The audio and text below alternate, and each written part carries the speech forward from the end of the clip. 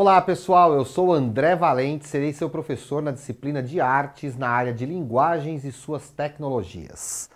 Na aula de hoje vamos falar sobre os campos de trabalho para os artistas e sobre como, ao longo da história, a arte se desenvolveu e encontrou espaço na sociedade através de diferentes modos de fazer, relações com o poder e modos de apreciação. Vamos para a nossa aula. E aí, ser artista é uma profissão? Se é, com que trabalha um artista? O que ele faz? O que produz um artista? Com o que ele contribui na sociedade? Qual é o campo de trabalho do artista? Existe um mercado para as artes? Existe espaço para as artes na era da tecnologia digital? Então, todas essas questões estão presentes na aula de hoje.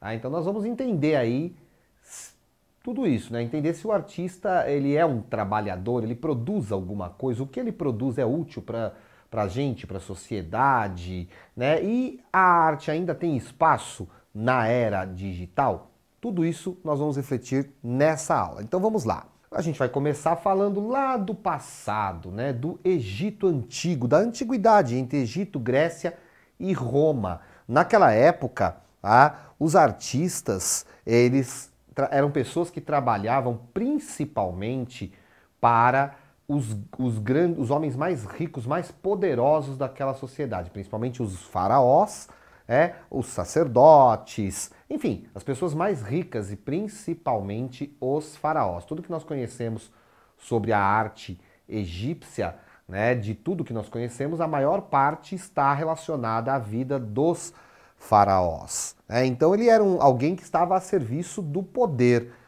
na construção de túmulos, templos, palácios, e também aquele que registrava os acontecimentos, fazendo pinturas nas paredes. A maior parte das pinturas egípcias que nós conhecemos são pinturas que retratam ali a vida do faraó, retrata a morte do faraó, como seria a vida pós-morte, né? A vida no além.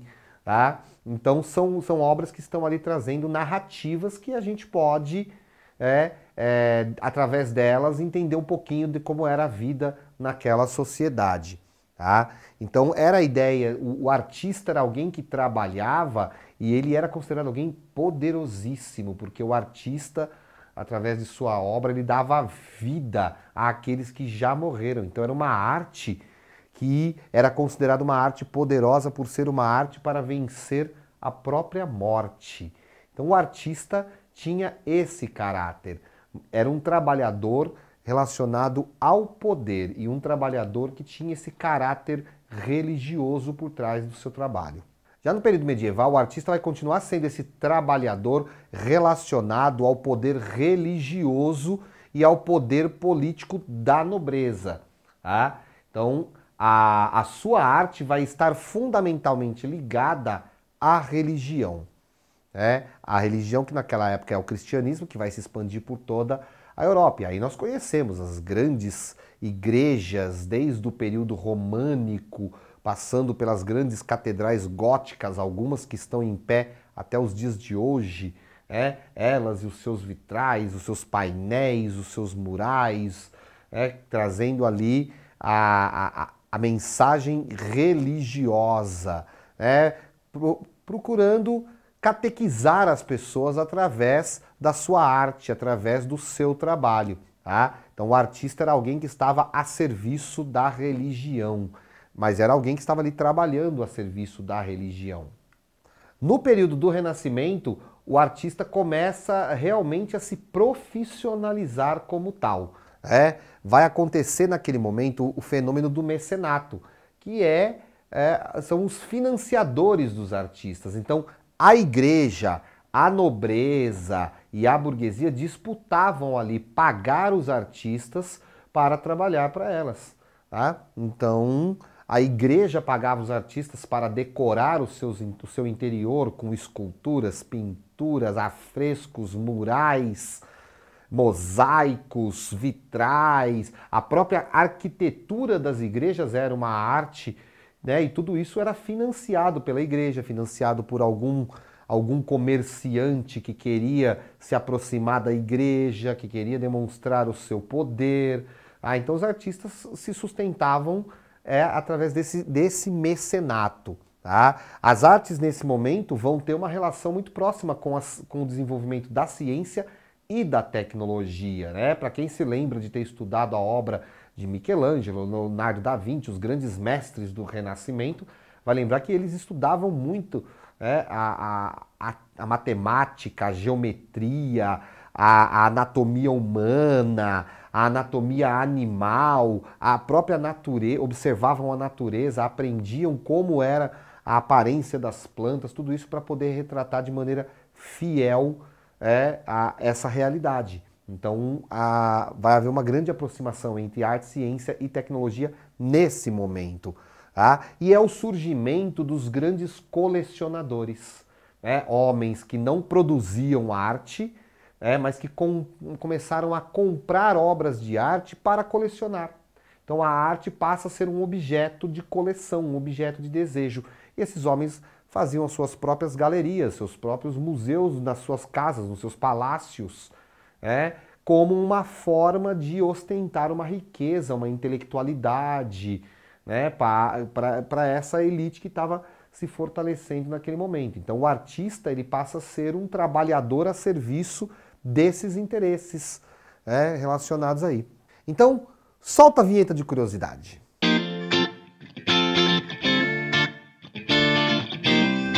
Mas, pai, eu sou scultor, não pintor. Bonarotti, essa nova modéstia sua está se tornando doença. Você não fez uma obra em afresco daquela linda moça, Adia? Sim, mas... Não pintou a Santa Família para um obscuro banqueiro de... Foi apenas uma surpresa. Não foi o seu afresco muito superior ao painel de Leonardo da Vinci? Florença, minha cidade. E eu sou o Papa, Bonarotti. Vai recusar a mim o que não recusou a políticos e banqueiros de Florença? Ou estará com medo? Duvida de sua habilidade para realizar tal tarefa? Não estou com medo, santidade, Mas? Nada, santo padre. Muito bem. Pintará os 12 apóstolos do teto e decorará a parede com assunto apropriado. Irá receber 200 ducados. Vamos lá dentro e assinaremos um contrato. Como você viu aí nesse vídeo, ele mostra aí um filme, né, que retrata a vida do pintor Michelangelo, né, quando ele foi contratado pelo então Papa para pintar o teto da Capela Sistina. Né? Então, no primeiro momento ele hesitou, ele não queria muito, mas o Papa fez valer ali o seu poder, de uma certa maneira deu uma intimidada no Michelangelo e ele teve que fazer esse trabalho. E ainda bem que Michelangelo fez esse trabalho, porque legou para a história das artes aí uma obra fantástica, que é a pintura do teto da Capela Sistina. Depois você faça uma pesquisa sobre o conjunto de pinturas, de esculturas, o conjunto arquitetônico do Vaticano, para você ver que é um grande museu ali, né? E por trás de tudo aquilo tem um profissional das artes, trabalhando ali a serviço da igreja ali naquele caso. Já no século XVII, o mecenato vai se amplificar, então a igreja ela vai continuar a financiar esses artistas. Então vai começar a acontecer uma disputa entre a igreja tradicional, a igreja protestante, tá? E eles vão começar a financiar esses artistas e a nobreza também. Então, e essa disputa, essa reforma protestante, essa contra-reforma da igreja católica vai legar para nós aí a arte desse período, que foi essa arte financiada pela igreja, pela nobreza, pela burguesia, que é a arte barroca desse período. Então a gente pode ver aí duas obras de artes desse período, uma escultura de Bernini, que é o Êxtase de Santa Teresa. Então olha a riqueza dessa escultura, olha o detalhe desse trabalho que retrata ali Santa Teresa d'Ávila, no momento que ela teve um sonho, em que ela tem uma revelação de um anjo que aparece para ela e ela tem aquele momento de êxtase espiritual. Isso foi muito bem representado, belíssimamente representado nessa escultura do Bernini. Nós temos também aí o quadro de Luís XIV, né, em que o Rigaud pinta aí Luís XIV, né, o famoso rei Luís XIV, aquele rei autoritário, absolutista, né, que dizia o Estado sou eu, então um rei centralizador do poder que vai contratar o artista para pintar o seu retrato com grandeza, pintar o seu retrato, né, mostrando ali o seu poder, mostrando as cores do seu reino, que depois vão se tornar as próprias cores da bandeira francesa, né? Então, nós temos esse trabalho. E é nesse período que é fundada a primeira Academia de Artes, né? Então, é fundada a Academia Real de Belas Artes na França, justamente com o intuito do rei absolutista, né, de ter os artistas trabalhando para ele. Então, era uma academia que treinava esses artistas, ensinava a arte de acordo com o pensamento do rei absolutista. Então aí começa a era das escolas de arte, das academias de arte, que vai chegar até os dias de hoje. Até hoje essas academias existem, essas escolas de arte existem. Então o trabalho do artista passa a ser também um trabalho pedagógico, educativo, nesse sentido de ensinar a sua arte, né, de dar aulas sobre a sua arte nessas academias. E entrando já nos séculos XVIII e XIX, a gente tem a arte romântica, a arte que vai estar ali em choque ou muitas vezes a serviço da ideologia. Né? Que ideologia que é essa? A ideologia da sociedade moderna, a ideologia da sociedade capitalista. Então isso começa lá no século XVIII, século XIX. A arte então vai se tornar uma profissão, o artista se torna um profissional, ele passa a produzir sob encomenda de alguém que quer que ele produza determinado produto que é a sua obra de arte. Então a gente tem a arte como mercadoria nesse momento, né? E temos aqui, por exemplo, o Jean-Baptiste Debré, né? O Debré que veio para o Brasil junto com uma missão de outros artistas. Ele era um dos líderes dessa missão francesa que veio aqui a pedido primeiro do Dom João VI, depois do Dom Pedro I, manteve isso, depois do Dom Pedro II também trouxe também mais artistas, né, para fundarem aqui uma escola real de artes e para pintarem, né, mostrarem o Brasil que a realeza queria mostrar. Nesse quadro aqui nós vemos um casal de uma família de senhores daquela época, né, comendo ali fartamente, jantando, né, enquanto nós temos ali os escravizados que abanam, que servem, né, sem poder se sentar à mesa, e enquanto isso mostra duas crianças sentadas ao chão, provavelmente filhos, né, desses escravizados que aí estavam, e o quadro tenta mostrar uma convivência harmônica entre os escravizadores e os escravizados, mostrando uma certa generosidade da mulher que dá ali alguma coisinha para a criança comer, né, tentando tornar a ideia, né, de que havia escravidão no Brasil uma coisa mais natural. Por quê? Porque naquele momento já começavam a acontecer os movimentos anti-escravidão.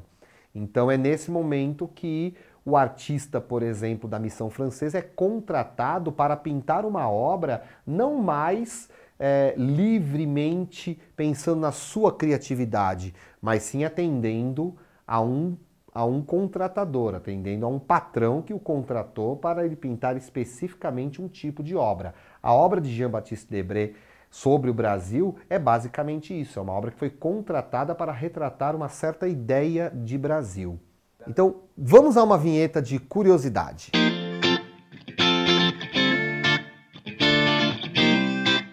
Bom, como você viu aí no quadro, né, essa é uma atualização do quadro do Debré.